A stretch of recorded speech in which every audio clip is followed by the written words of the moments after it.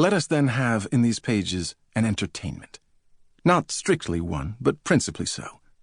Let wit and peals of laughter distract to the point of defiance, and leave for elsewhere the desultory analysis of decay and devolution. Now, no one who's had any degree of intelligent seasoning doubts that thick women are the highest life form. They better warp space-time, creating a gravitational pull ambient attention cannot resist. Men are embarrassing by comparison.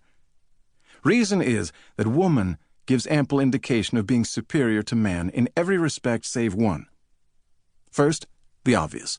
Women are far more physically beautiful than men. But they are also more kind, generous, selfless, emotionally perceptive, diligent. The list could go on until reaching aggression and purely physical strength. What happens with a properly thick woman is she negates the one traditionally male advantage to result in terrestrial angels. So what has been the social response to this universally ignored truth? Simple. If enough people often enough say that up is down, black is white, good is bad, it will begin to seem that way to auditors, so that eventually women will prefer looking like ironing boards than Jane Mansfield or Rita Hayworth, and ask who this most benefits and who's in position to make it so.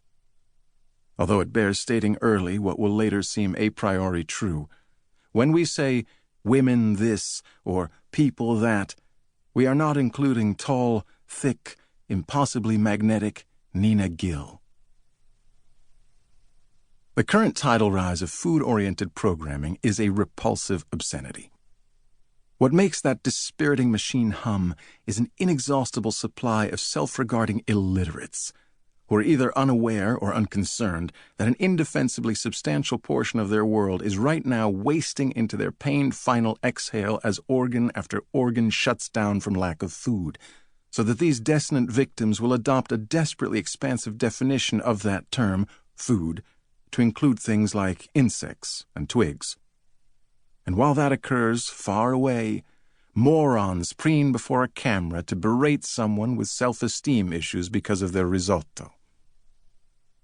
Berating is a way to stardom, and the stars then trade on that to open establishments that feed people an image more than anything else. Places like Balls in Hoboken, New Jersey, or Henri Dufleur's Hank Doof until a week before his television debut, Fusion, take on the classic sports bar and Americana and comfort food and traditional and point made, right? And about a week after Super Bowl 49, so February 2015, Nina Gill walks into Balls to audible gasps from the almost entirely male patrons. And she's got a monopoly on their eyeballs as she walks directly to the main bar, elbows aside two idiots, and sits on the only stool she can bear in the place. Nina, you're here. And you're there. Can you guess what comes next? Already a step ahead of you.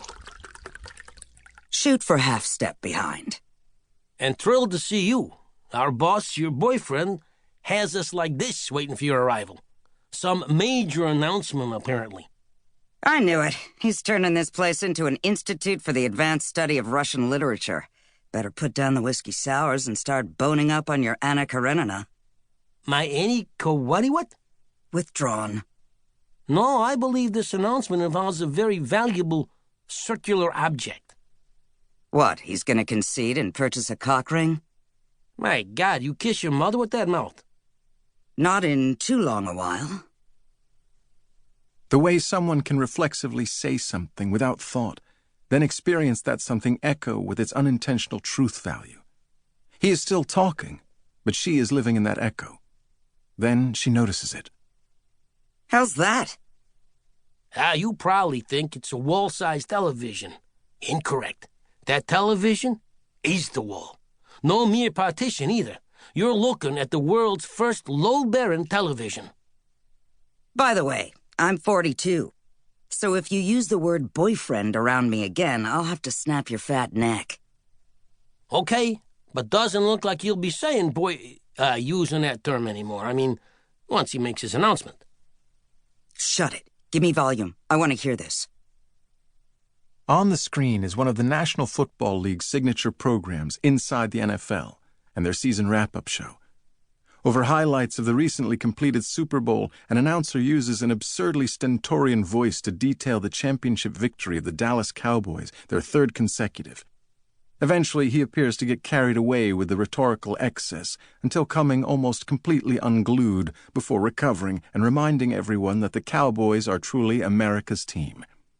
Specifically, up only 10 with 12 minutes to play, the Cowboys and their impeccable quarterback Tom Laney turn to perhaps the most feared unit in the history of organized sports. Comprised of 5 men and nearly a ton of mauling beef, the Cowboys' offensive line imposed their will on Denver like the Nazi regime invading Poland, leaving devastation in their wake in perhaps humanity's most merciless display to date. Did he just say?